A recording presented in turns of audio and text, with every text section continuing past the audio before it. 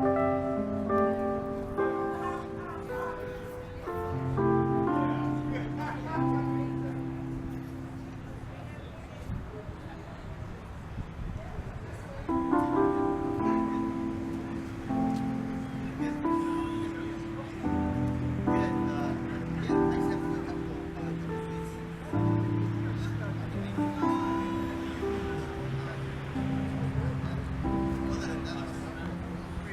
than that,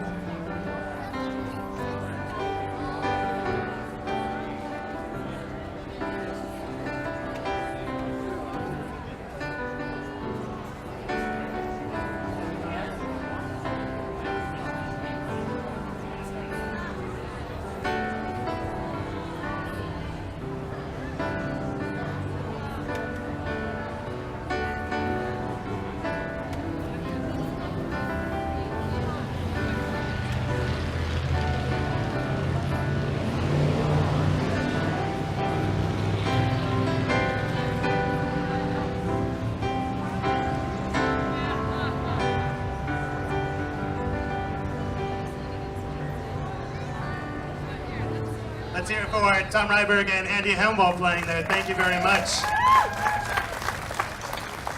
Ladies and gentlemen, good evening and welcome to this vigil as we stand together with compassion for child refugees. I'm Scott Durham and I teach at Lakeview High School and I will be your MC tonight. Just a few housekeeping things before we begin. If you've ordered one of these beautiful t-shirts, they are available for pickup and a back table back there. And if you want to order one, if you didn't get a chance to order one before tonight, you can place an order back there as well. Also, if you would be interested in staying in touch with us as we move forward in the days and weeks to come around this issue, there are people wandering around with clipboards, they're waving their hands. We can get your contact info and we'll stay in touch. Also, if you feel so inclined to do more than that even, there are some additional ways to do something about the current situation. On Monday, the Michigan Immigration Rights Center in Kalamazoo is hosting a workshop called Immigration 101. It's free of charge, and it's Monday morning. Lutheran Social Services is working on both transitional foster care and permanent foster care for the children seeking a new life here in the United States as well. So if you'd like more information on any of that stuff, you can stop by the table and they'll point you in the right direction. We have a lot of special guests for you tonight. Through them, we will show you our shared history of compassion in this community towards people of all kinds. We will have a testimonial about a current immigrant who has found a home here in Battle Creek. We will talk a little bit about the current condition on our southern border, and we will take some time to learn, understand, and reflect on the children who are looking to us now to be their protector. During the entire program tonight, please reflect on these ideas: compassion, understanding, respecting all people as human beings, our interconnectedness, and finally, what kind of community do we want to be? And so with that, let us begin. Here to give you a proper welcome, we have three individuals who live these themes on a daily basis. First, she came to America as a refugee in 2009 and resettled here in Battle Creek with her family. She graduated from Albion College in 2014 and has come back to serve the community she loves as the Associate Director of the Berman Center. He lives in Battle Creek and works as an early childhood professional and is also a W.K. Kellogg Foundation Fellow. And finally, she is a community activist representing both Battle Creek Pride and the First Congregational Church. Please welcome Christina Kim, Israel Flores, and Lynn Rich.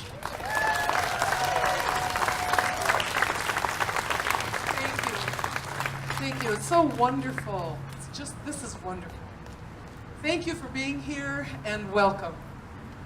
As you can see, Battle Creek is a diverse community. And because we are who we are, we care about everyone. Everyone from the youngest to the oldest, every race, creed, color, and orientation.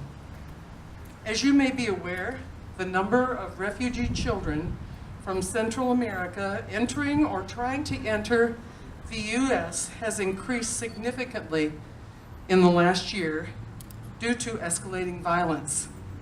We would like to present a warm, compassionate welcome for these children. We wish only for their well-being and safety and humane action to help these kids.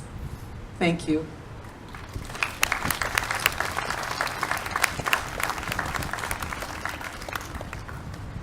Along go mingla ba lo nokon sata bare.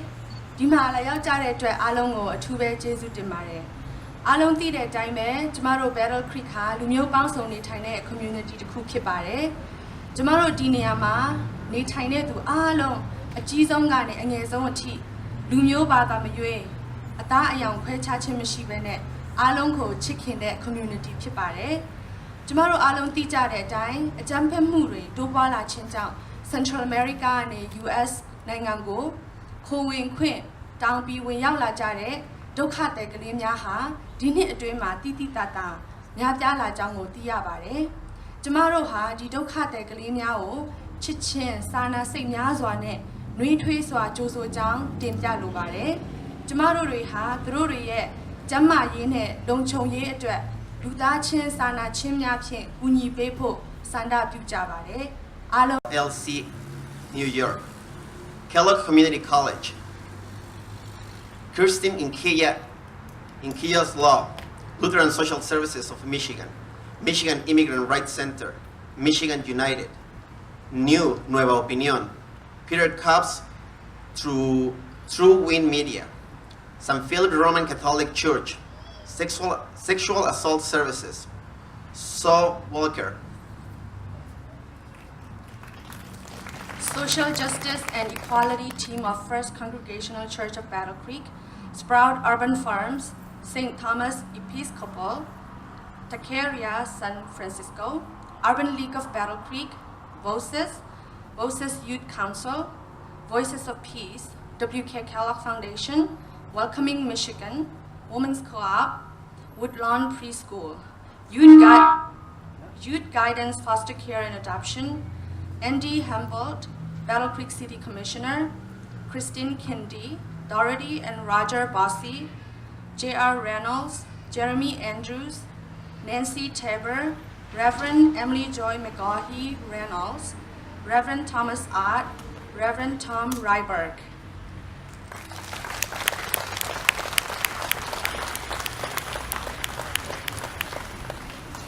That was quite a list. Doesn't it feel good to have so many partners behind us, even though, yes, let's hear it for them again. So, feels great. Battle Creek was founded over 150 years ago, and over that time we have a long history of proving what kind of community we can be. Here to bring to life that vibrant history is the operations manager of Sprout Urban Farms and a student of Battle Creek's rich history. Please welcome Mr. Devin Gibson.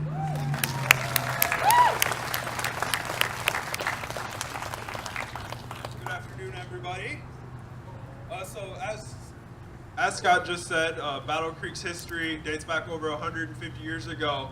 And at the founding of Battle Creek, there were a lot of Quakers in our community. If you know anything about the Quakers, they actually call their church members friends, which I think that really talks about the kind of impact they made on Battle Creek. Battle Creek became a town known for being compassionate and accepting of people that weren't accepted at the moment.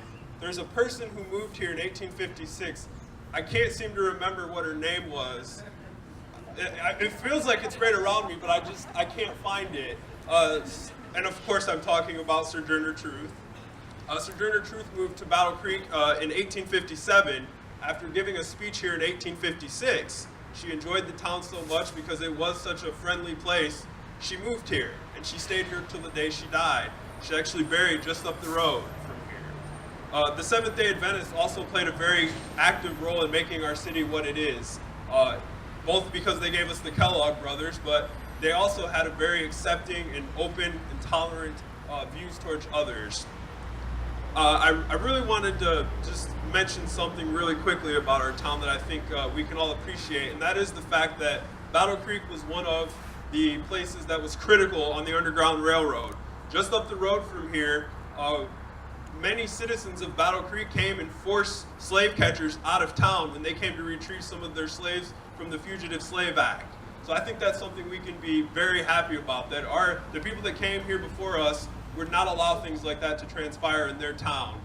And I wanted to end with a quote from April 4th, 1968. Now, for some of you, that date may ring a bell. That was the day Martin Luther King was assassinated in Memphis, Tennessee. Up in Indianapolis at the time, then Democratic Senator and presidential candidate Robert Kennedy addressed a crowd and informed them of the news. And after hearing the news, a lot of them shouted out. And after hearing him talk, he calmed their problems and all the issues they were having at the time with knowing one of their leaders had just been taken from them. But what he said was, what we need in the United States is not division. What we need in the United States is not hatred. What we need in the United States is not violence and lawlessness, but it is love and wisdom and compassion towards one another and a feeling of justice towards those who suffer. And I believe we should follow that quote today. We should make that what we want our community to look like. Thank you.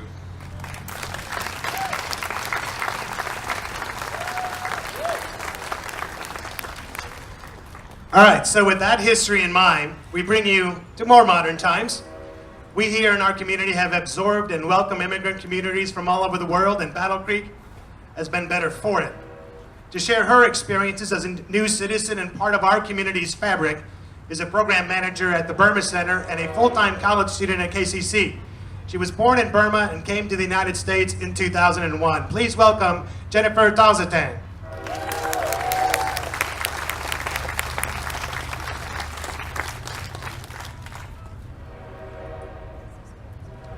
Good evening, everyone, and I'd like to say thank you for this opportunity to share our story, the journey to America from Guam in 2001.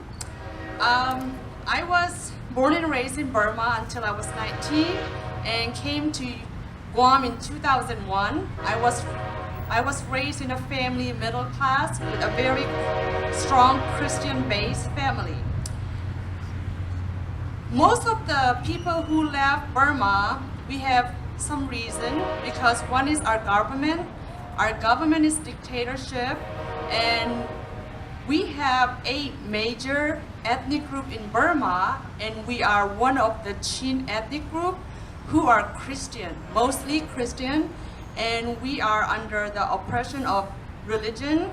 We don't have freedom of worship in Burma, so most of us escaped from Burma to the third country. So we are defined as a refugee or asylee. We are the person who forced to flee the country in order to escape war, persecution, or national disaster. In 2001, about over 1,200 Burmese people entered to Guam. And we need to wait about a year to 2 years to came to United States for our asylee process. Meanwhile, in Guam, we learned a lot of things. We learned how to live and how to get along in 2 to 3 bedroom house with 20 people, 30 people. We learned how to fit in a car, 10 people. We find a way and we manage it and we got it. And we find a way how to share food because we have very limited income source because we are in the process of our case, so we're not allowed to work, we're not allowed to do a lot of things. But we learn and we find a way to support each other. And mainly, people, when we were in Guam, the government are very nice, very understand, very passionate. So they took care of us very well, especially local people and local churches. Those are the people who assist us with finance, food, clothing, anything. We learn how to survive. We learn how to eat expired food and drink, and we survive still. And we all felt homesick. We did not know if we're gonna make it to the new land. And we cannot go back to Burma. All we have left is just faith. And all our belief are Christian based. We pray every day, the door to open. And finally, we have Dr. Stephen Trakyo, who is the Burmese pastor in Guam, who resettled there about 15 years before we came to Guam. He is the one who mainly taking care of us, and he worked with Church World Service to help and to start our process to get faster. So because of the Church World Service helping us, all of us were granted asylum to come to United States. One thing that Dr. Stephen Trakyo said in Guam always remained in my heart was, you guys are the chosen people. Not all the people from Burma came to Guam, only the chosen people. So always remember that God chose you for one reason. That's always remained in my mind. And we came here in 2001. Some people have their family in the United States. Some people know their friends. That's how we settled to different states. I came to Battle Creek because of my uncle who settled here about 30 years ago. That's the reason why I came to Battle Creek. And when I came to Battle Creek, the government and the family and church welcome us very warmly with love, passion, and help us. So in a new land, we're not struggle, and we got a job. We have a house to live, a food to eat. So we had a good life, a good starting life in America. What I like to say today is, because of one little part of Church World Service did to 1,200 refugees in Guam, right now, a lot of my families are here. All those 1,200 refugees, their family and extended family are here now. A lot of lives are free in America. And the same way, I would like to encourage everyone here. All of Battle Creek communities are not here. Only you, the chosen people, are right here supporting this. So let's keep doing the good thing. Let's keep sharing. Let's keep showing the love that we have for our children, for our neighbor, for our friends. Because one thing I really love about America is helping people who are in need. I think that's the beauty of America, and I hope we continue the good thing. And I'd like to say thank you to everybody because of your help and because of your faith, because of your prayer. Right now, my life is free, and I am chasing my American dream. And I hope we continue to do that for our future children and friends. Thank you, everyone.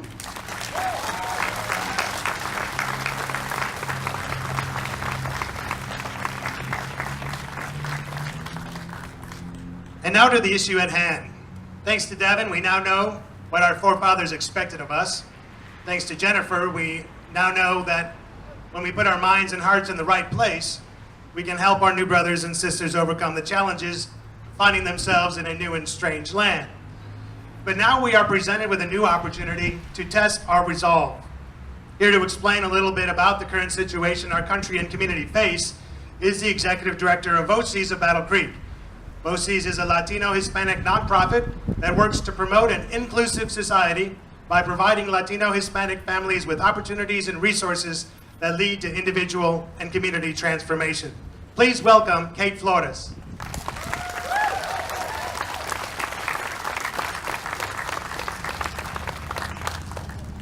I'm short. Good afternoon, and thank you so much for being here. So far, we've been exploring Battle Creek history and identity. Now I'm going to take us to Central America and help us begin to deepen our understanding of what is happening there and why. As some of you know, the roots of my connection to Latin America and where I learned Spanish was in Guatemala.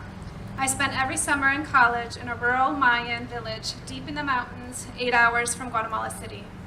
By the time I was there, this village already had a long history of migration to the United States, with established communities in places like Oakland, California, and our neighbor, Grand Rapids, Michigan. One of the key themes I'd like us to take home is that history is important, and the U.S. has a long and very interconnected history with Central America. This is nothing new. That history and relationship is key to having a deeper understanding of what's happening today. In Guatemala, the roots of migration started decades ago, with violence from a civil war, which in turn had its roots in a military coup in the 1950s that is well known as being supported by the United States.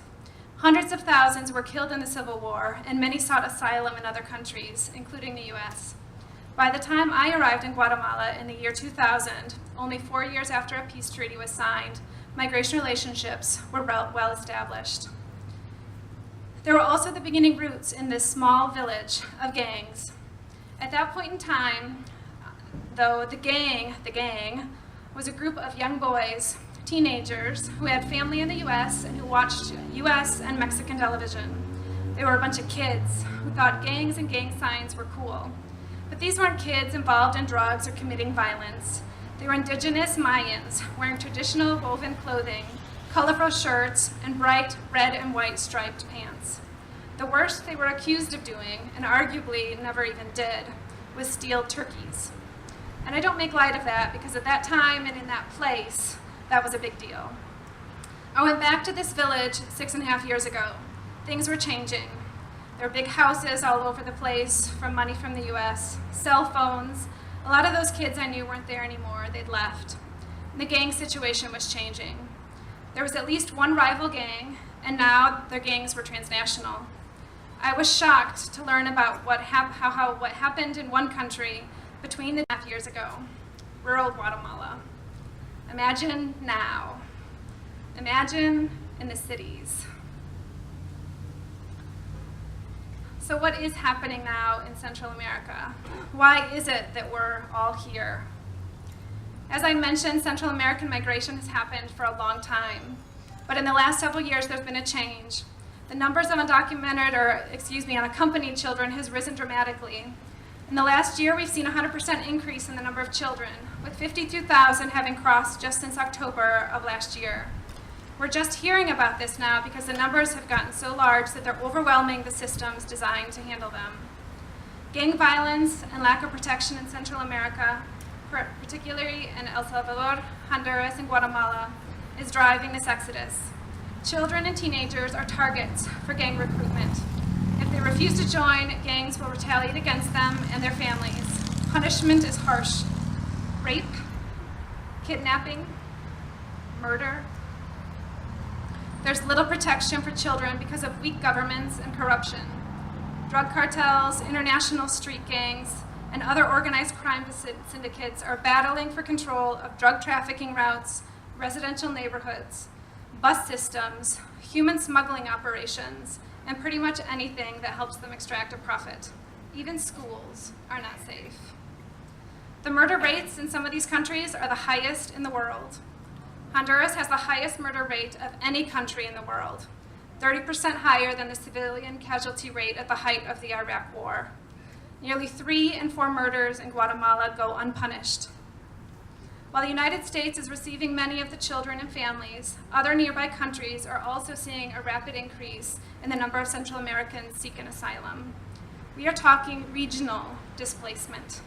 Mexico, Belize, Panama, Costa Rica, even Nicaragua, one of the poorest countries on earth, is receiving asylum seekers from Latin America or from Central America. So this is not just a US crisis, this is a regional issue. It is not just the same old controversial issue of undocumented immigration. It's an issue of child refugees fleeing for their lives and seeking asylum in places where they may be safe. Humanitarian protection, which is an established part and process of US and international law. Children, human beings who deserve protection, compassion, and loving care. Children who deserve that we take extra time to better understand the complex histories and realities that are driving them here. Children who deserve to have their stories heard. To hear those stories, it's my pleasure to introduce to you Caitlin Gonzalez. Caitlin is a graduate of Western Michigan University. Currently, she's a Spanish teacher working in multiple classrooms with at-risk students.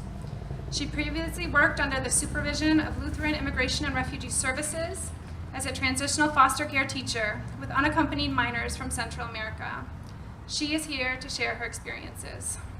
Let's listen to the stories. Thank you. Okay, so when I was given the opportunity to speak here today, I was really hesitant because I have major stage fright. So you have to excuse me, I'm very nervous. But I knew that given this opportunity, it was really important that I take it just so that I could give a small voice to the children that I worked with and that are continuing to come here. And as I sat down to try and decide what I wanted to talk about here and express to all of you, I wrote down so many different ideas and huge hot topics, and all of them were really important, so I was very torn what to pick. But I had to pick just one thing, so I wanted to really talk about the children and the compassion that I learned to have for them through teaching them English. And I'm by no means an expert in this topic, and I don't want to claim to be an expert because I'm not. I was just some crazy college kid who just graduated that needed a job, and someone offered me one to teach ESL to these kids, and I took it without having any idea what I was getting into. So when I was first hired as the ESL teacher at my site for the unaccompanied minors, I had a lot of fun setting up my classroom. I had the opportunity to set up a brand new classroom, every college kid's dream.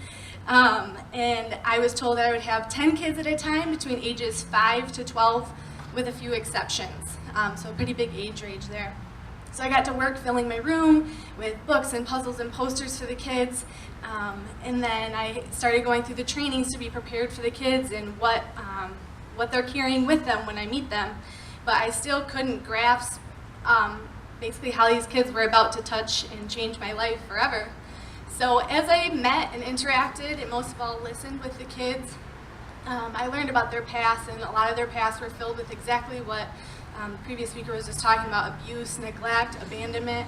And through their stories, I came to learn that these children go through more than I could have ever expected in their countries while they're still there, and then even more on their journeys here. And I came to understand truly that my role wasn't to necessarily teach English or computers or math, but more just to be compassionate and ready to listen every day when they came to school with me. And if I could fit some English instruction in, it was a good day. So my first group of kids came after all my training, and then they left. And after that first group left, I had them for about 4 weeks before they were reunited with their family members that were already living in the US. After they left, I began to really understand the heaviness of what's going on with these kids and my role too in that program. Because when they left and were reunited with their families here in the US, I feared for them going out into the world and into the US without a lot of support and without big communities of compassionate people ready to help and provide services for them. So I was just really worried when they would go and get reunited with their families. They'd be all on their own, and on top of that, have to feel like they have to live in hiding and hide themselves and their families and that they're from another country. So I had dozens and dozens of students. I worked with almost 80 kids and their different families from all over Central America, and they were going to all over the US, East Coast, West Coast, South, even here in Michigan. And over 7 months that I worked there, I worked with over 90 kids and their families, so it's a lot. And that was just in my program, and I was just an umbrella of a larger program. So a couple of months into my employment, a particular student came into my program. She was especially spunky and witty, a little bit mouthy. I liked that. And she was really great at math, and she caught on to computers very quickly. She loved Curious George. And as I worked with her, she would recount pieces of her journey here to the US and her life back home. Her favorite thing to talk about was food. And when she talked about her food from back home, you could see her, she could taste it, she could smell it, she would close her eyes. And you could tell that she really missed home and her grandma and grandpa and her foods and her country, her neighborhood, her school, and that she came here out of desperation, not because she just wanted to be in the United States. And I think that's really important for everyone to remember. This particular student left her country in the middle of the night with an adult family member. She was lucky. She had an adult coming with her. And she left because of the increasing violence in her neighborhood. She lived in the murder capital of the world, Honduras.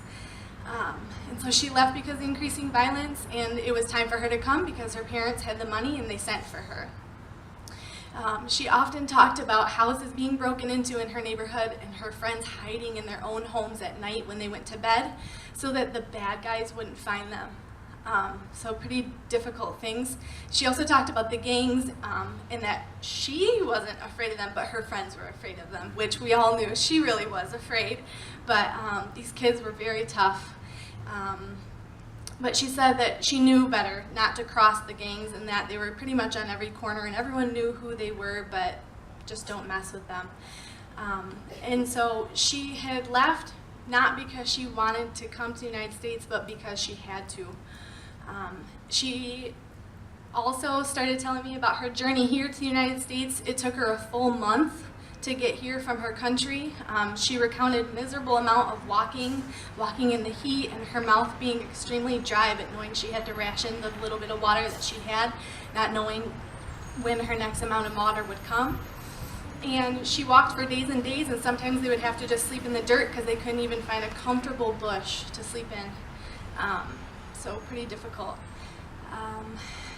And so she also had a difficult journey because she suffered from back problems from a disability that she was born with. So most of her journey here was almost 2,000 miles was done walking with a back disability. So that's sheer desperation. And so she walked with her adult family member for a amount of time, and then eventually they had to be separated at the border so that her family member could cross with her coyote or guide, and so that she could cross with hers. And then their plan and understanding was to meet back up after both of them had crossed.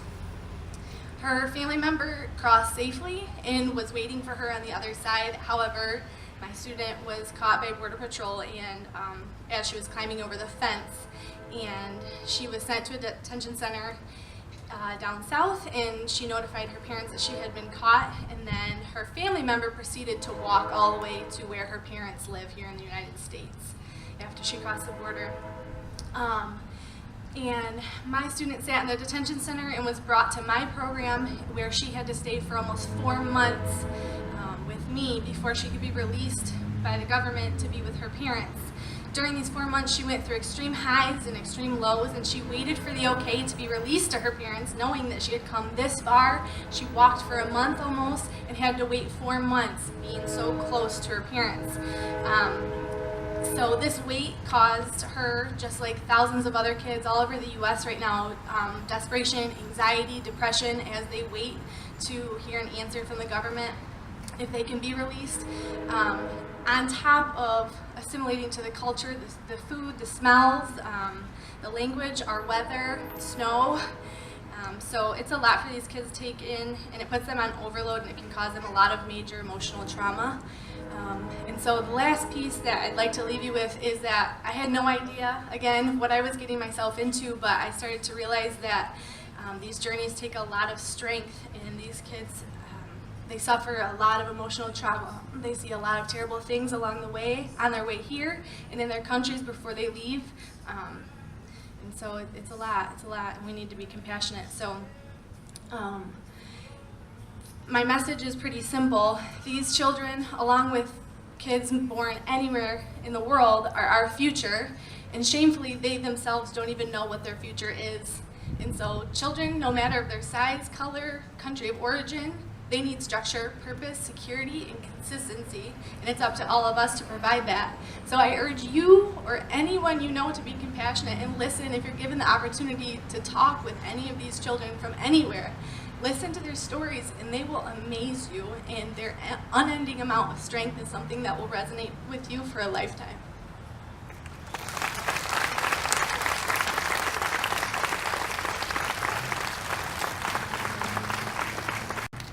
So we've learned a lot today, thanks to Devin and Jennifer and Kate and Caitlin. Now comes the point of personal reflection and personal commitment. Here to help us through this process is Emily Joy McGahey Reynolds, the Associate Pastor of the First Congregational Church. She is a mother, spouse, member of the LGBTQIA community, currently serving on the Burma Center Board, a facilitator with Allies for Change, and is no doubt a feisty, outspoken, non-compliant lover of justice for all people. Ladies and gentlemen, please welcome Emily Joy.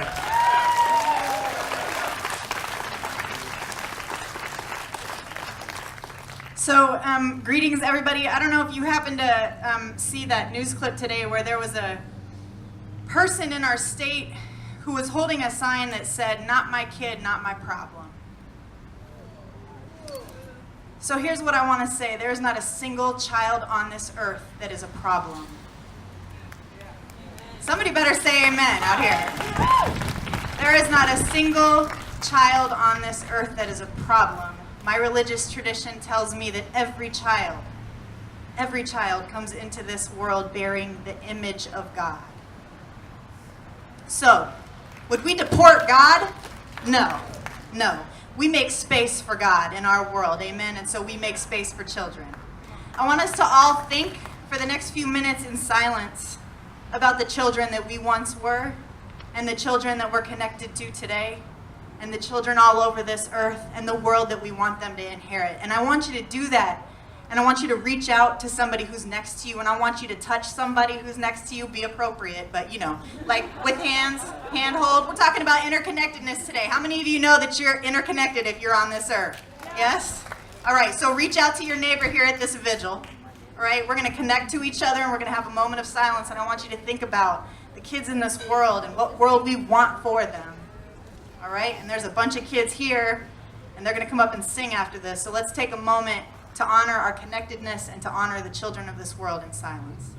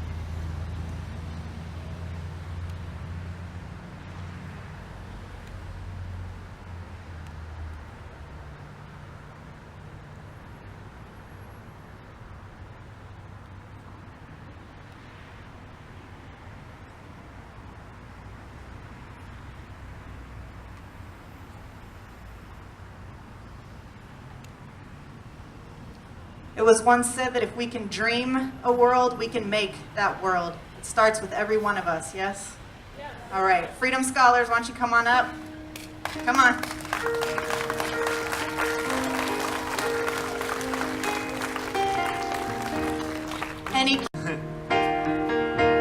Singing and talking and reflecting about solidarity.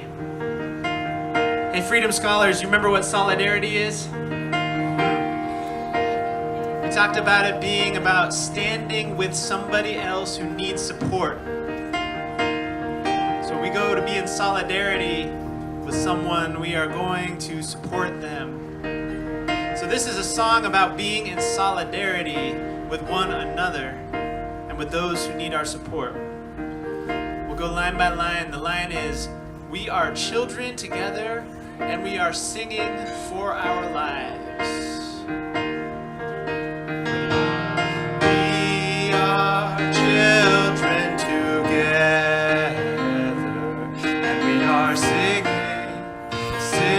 for our lives. Again, we are children together and we are singing for our lives. And now we're going to change the words and we're going to sing, we are brown and black and white together and we are singing for our lives. We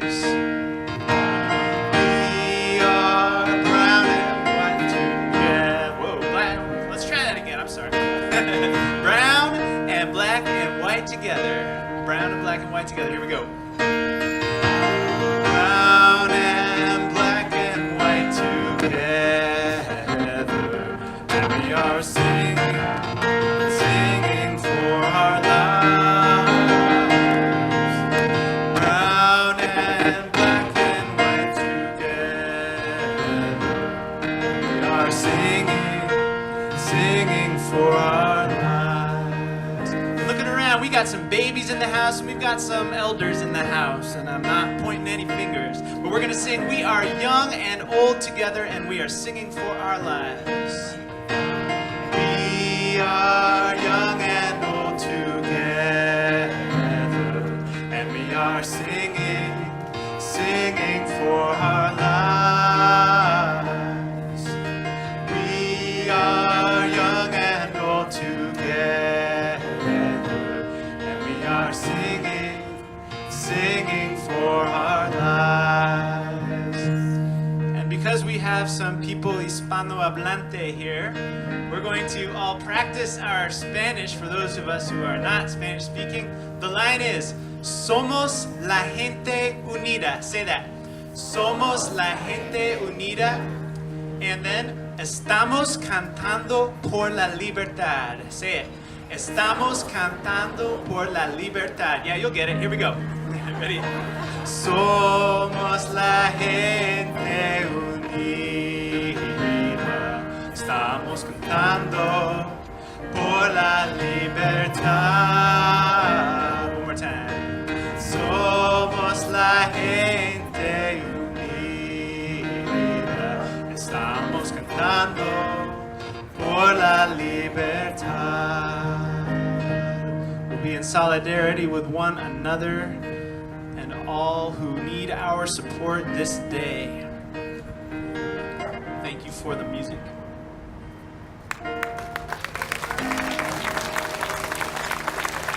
And now I want to present to you the Freedom School Scholars with Something Inside So Strong.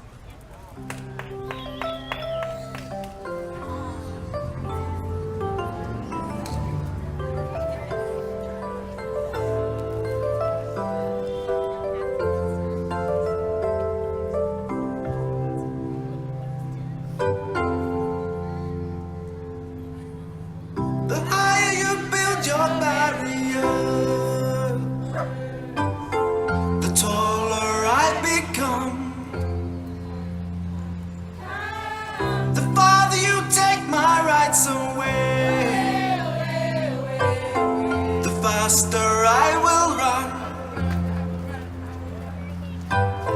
You can't deny me, you can decide to turn your face away.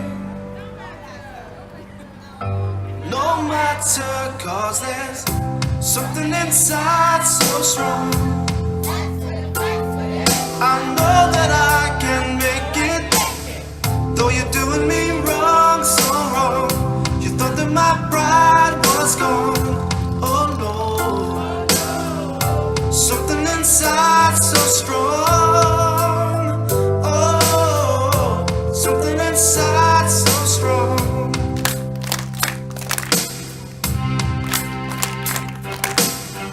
The more you refuse to hear my voice, the louder I will sing. You hide behind walls of Jericho. Your lies will come tumbling. Deny my place in time. You squander wealth that's mine. My light will shine so brightly it will blind you. Because there's something inside so strong. I know that I can make it, though you're doing me wrong, so wrong. You thought that my pride was gone. Oh no, there's something inside so strong. Oh, something inside so strong. Brothers and sisters, when they insist we're just not good enough.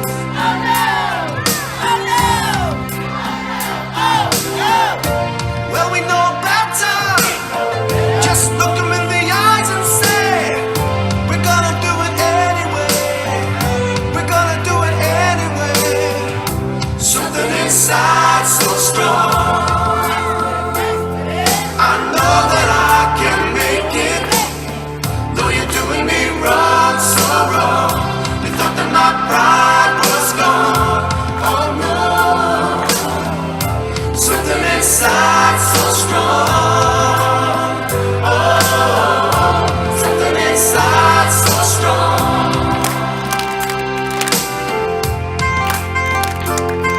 I know I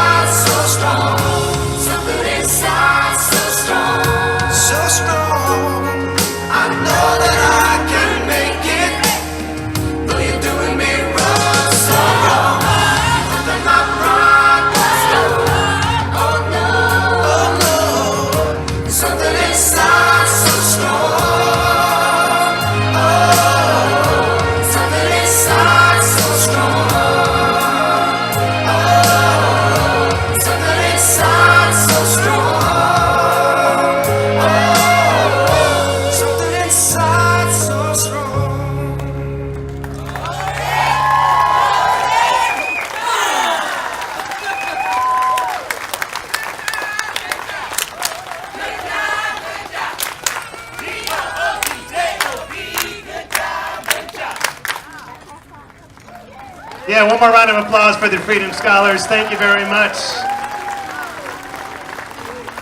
And how about a shout out to the youth from VOCES who are making their proud presence known back here.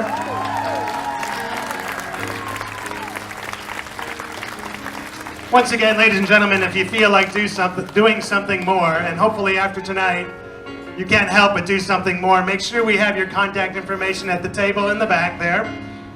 So with that, on behalf of all the organizations and individuals who have put this visual together, thank you so much for showing our community that there is a compassionate and understanding way to think about this issue. Thank you for proving to our neighbors that we are a community of understanding and appreciate the interconnectedness of humankind everywhere over all times. And let us now not think about what kind of community we want to be, but let's prove to the world what kind of community we are. So please enjoy the rest of the weekend. Hopefully we'll see you in the days and weeks to come. And with that, we'll bid you a good evening with the sounds of Tom and Andy. Once again, thank you very much.